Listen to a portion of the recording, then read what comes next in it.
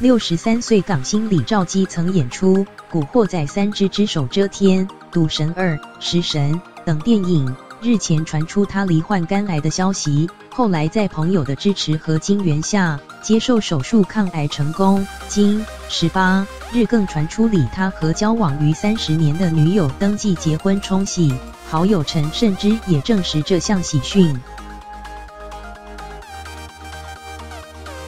李兆基过去常演出反派角色，其中以古惑仔、吹水机最为人熟知，和大傻陈奎安、大咪和家驹及黄光亮并称港片4大恶人。近年因为2度中风，不得已暂停演艺工作，经济也因此出现状况，连房租都缴不出，最后靠着演艺圈好友金援勉强过活。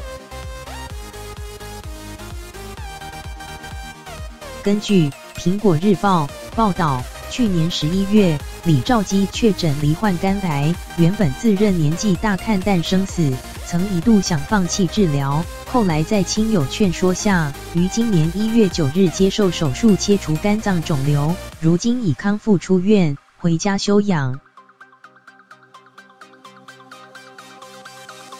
今18日有港媒指出，李兆基于本月12日和交往30年的58岁女友邱巧珍登记结婚，且登记文件上显示2人同住香港九龙城。对此，李兆基拒绝回应。不过，他的好友陈胜之代为证实喜讯，并称自己安排这桩喜事，认为女方陪伴李兆基将近30年，应该要有个名分，因此撮合2人登记结婚，并担任2人的证婚人。